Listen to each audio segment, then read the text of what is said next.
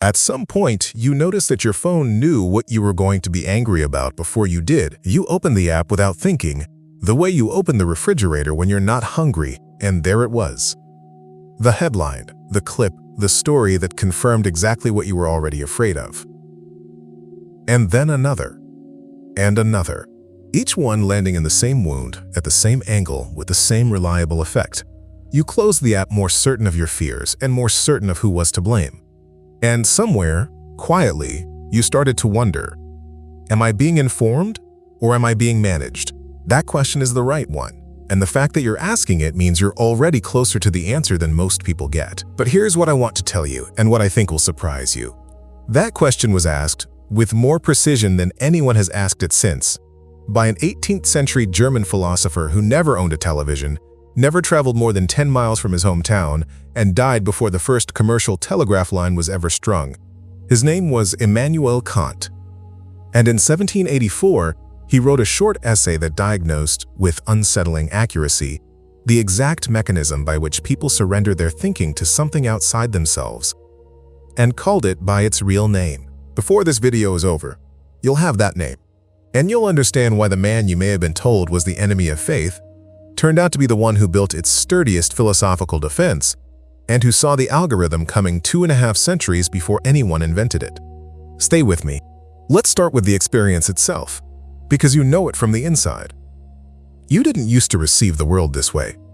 30 years ago, you read a newspaper that didn't know your name, watched a news program that ended at a fixed time, and whatever you thought about what you'd seen, you thought it.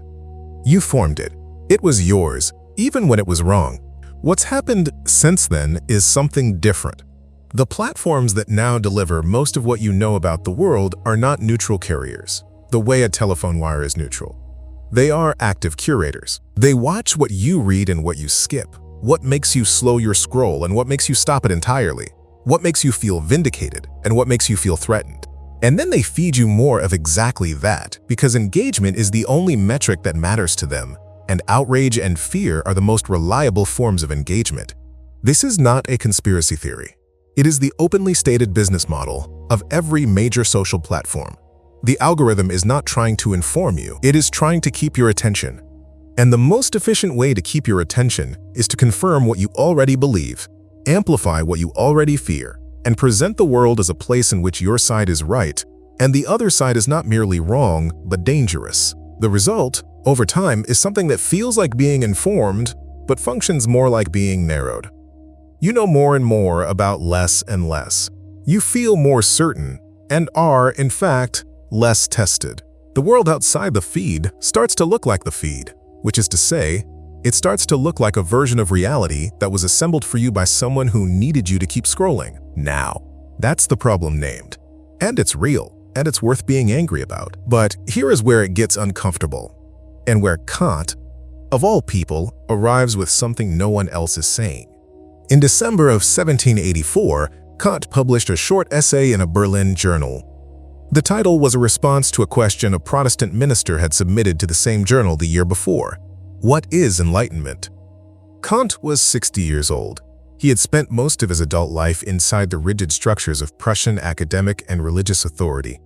He was not a rebel by temperament. He was a man of habits so exact that his neighbors were said to set their clocks by his afternoon walks. And yet what he wrote in response to that question is one of the most quietly radical things ever put on paper. He began with a definition. Enlightenment, he wrote, is man's emergence from his self-imposed immaturity. And then he defined immaturity, Unmündigkeit in German, with a precision that should stop you cold. Immaturity, he said, is not the lack of intelligence. It is not ignorance in the ordinary sense. It is something more specific and, in a certain way, more indicting.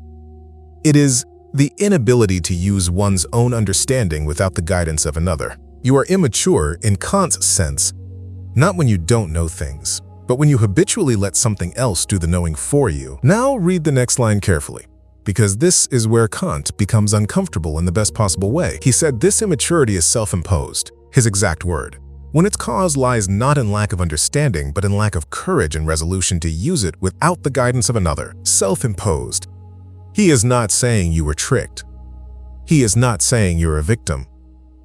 He is saying, with the directness of a man who valued honesty over comfort, that the arrangement by which you let something else think for you is one you have, at some level, chosen. Because it is easier. Because thinking is hard and certainty is comfortable, and it is genuinely pleasant to open an app that tells you you're right. This does not mean the platforms are innocent. They are not. But Kant's diagnosis cuts deeper than the business model. He is pointing at something in us, a real human tendency toward intellectual ease, that the algorithm did not create, but has learned to exploit with extraordinary sophistication. He even described the guardian. Laziness and cowardice, he wrote, are the reasons why such a large proportion of men, even when nature has long emancipated them from alien guidance, nevertheless gladly remain immature for life. And then this. And I want you to hear it slowly. If I have a book that thinks for me, a pastor who acts as my conscience, a physician who prescribes my diet, and so on, then I have no need to exert myself. I need not think so long as I can pay. Others will soon enough take it upon themselves the irksome task. A book that thinks for me, a pastor who acts as my conscience, someone who prescribes what I consume. Kant wrote that in 1784. He was describing the temptation to outsource your understanding to an authority, religious, medical, literary, that does the hard intellectual work so you don't have to. He called these figures guardians, and he said the tragedy is not that they exist, but that we are so willing to accept their guardianship. Now follow the structure of his argument into the present and tell me what it describes. An algorithm that curates your information, a feed that acts as your political conscience, a recommendation engine that decides what you should read, watch, fear, and want, based not on what's true or good for you, but on what keeps you engaged. That is Kant's guardian, updated for the digital age, monetized for the attention economy, and made so seamless that most people accept it the way they accept weather. Kant could not have imagined YouTube or Facebook or the smartphone in your pocket. What he described was a mechanism, the mechanism by which people trade the difficulty of thinking for the comfort of being told what to think. The specific guardian changes with every century. The mechanism never does. Here is the biographical detail that makes this more than an intellectual exercise.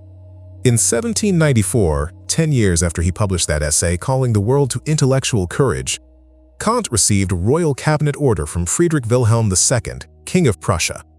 The letter accused him of distorting and degrading the doctrines of Holy Scripture. It ordered him to cease publishing and teaching on religion. Kant complied. During the king's lifetime, he stopped. He later explained this in the preface to a subsequent work. A subject, he said, is not always free to speak publicly on all things. This is a tension in Kant's own life that honest engagement with the man requires acknowledging. The philosopher of intellectual courage made a calculated accommodation with power. But notice what this adds, rather than subtracts. He was not writing from the position of a man who had never faced a guardian. He had one, he lived under one. He understood what it cost to resist, and he also understood what it cost to comply. The essay calling the world to dare to know was written by a man who knew from the inside how hard that dare actually is. Which means when he called the comfort of immaturity laziness and cowardice, he was not throwing those words from a safe distance.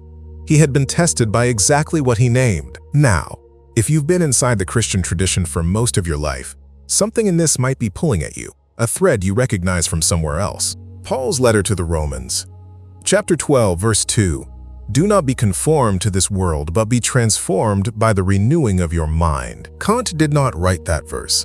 He wasn't drawing on Paul when he wrote, "What is enlightenment?" Or if he was, he didn't say so. I'm making this connection as a reading, not as a Kantian claim.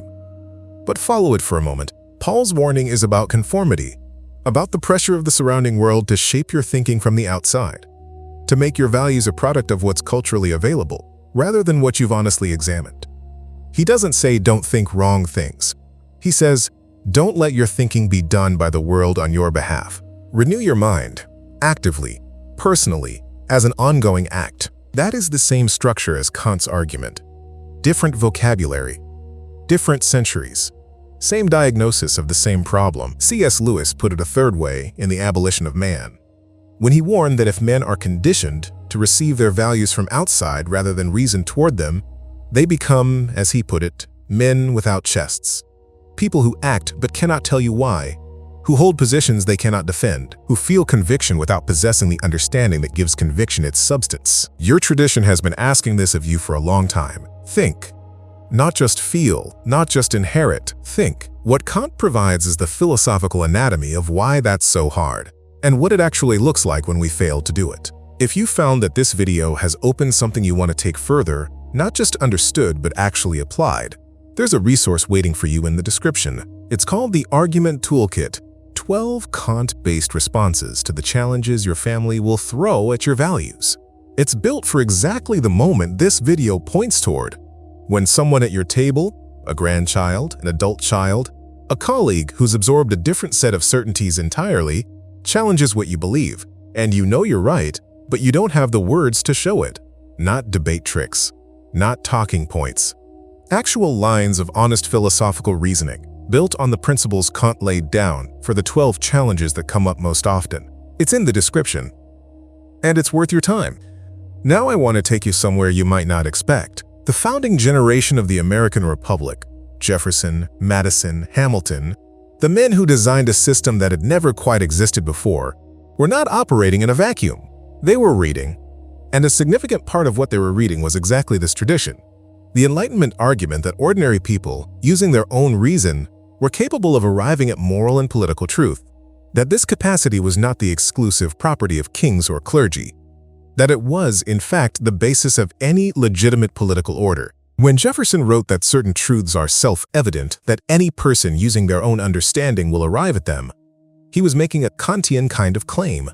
That reason, properly used, leads people to the same moral conclusions. The American founding was built on the premise that citizens can and must think for themselves, that self-governance is impossible without self-thinking. This is not a liberal idea. It is not a conservative idea. It is the founding premise of the Republic, and it is under more pressure right now than it has been in most of living memory. Not because one political side has gotten too powerful, but because the infrastructure for intellectual outsourcing has never been this good, this seamless, this precisely calibrated to feel like thinking, when it is actually its replacement. What Kant called Unmündigkeit, self-imposed immaturity, the founders called something closer to dependence, and both of them agreed.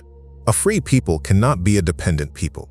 The moment a citizen outsources their understanding to a guardian, a king, a party, a platform, a feed, they are no longer, in the relevant sense, free. And now we arrive at the phrase. Kant closed his definition of enlightenment with a motto. He borrowed it from the Roman poet Horace, 2 words from a letter Horace had written almost 2,000 years before. And he raised those 2 words into the defining call of an entire historical epoch. Sapere aude, dare to know, not know more, not read more, dare. The word he chose is a word of courage, not of curiosity. Kant was not saying that knowing is pleasant. He was saying it requires something from you, that the alternative, the comfortable arrangement by which you hand your understanding to a guardian and let someone else carry it, is a failure of nerve as much as a failure of mind. He was 60 years old when he wrote that. He had spent 6 decades inside systems that rewarded intellectual conformity and punished deviation. He knew what the dare cost. He knew what the comfort of immaturity felt like from the inside. And he still wrote it, as clearly as he could in a public journal for anyone who wanted to read it. 10 years later, a king told him to stop. He complied. He was human. But the phrase outlasted the king, the kingdom, the censorship order, and the century, because it named something that doesn't belong to any system or any era. It named a permanent temptation of the human person and the permanent antidote. Sapere aude, have the courage to use your own understanding. That is not a slogan from a philosophy textbook. It is what your tradition has always asked of you. It is what the founders assumed you were capable of. And it is exactly what the algorithm, with extraordinary precision, is designed to make unnecessary. You have been informed by things that did not have your understanding as their goal. That is real, and it matters, and the anger is not wrong. But the part that Kant insists you sit with, the part that is harder than the anger, is the self-imposed piece. The guardian arrangement is not only something done to you, it is something you have participated in. Because ease is real, and effort is real, and the feed has learned to make the trade almost invisible. The question is not whether this happened. The question is what you do with that recognition. Sapere aude is not an instruction to become an expert in everything, or to stop trusting anyone, or to arrive at all your conclusions alone. It is something much more specific. It is the refusal to let another party hold your understanding on your behalf and hand you its conclusions preformed. It is the insistence on doing the final step yourself, on thinking through, however imperfectly, with whatever you have, and arriving at a position that is genuinely yours. Your faith, if it is worth anything, has always required this of you. A faith that arrived preformed from the culture, and was never questioned and never tested and never honestly examined, is not, in any serious sense, a faith you hold.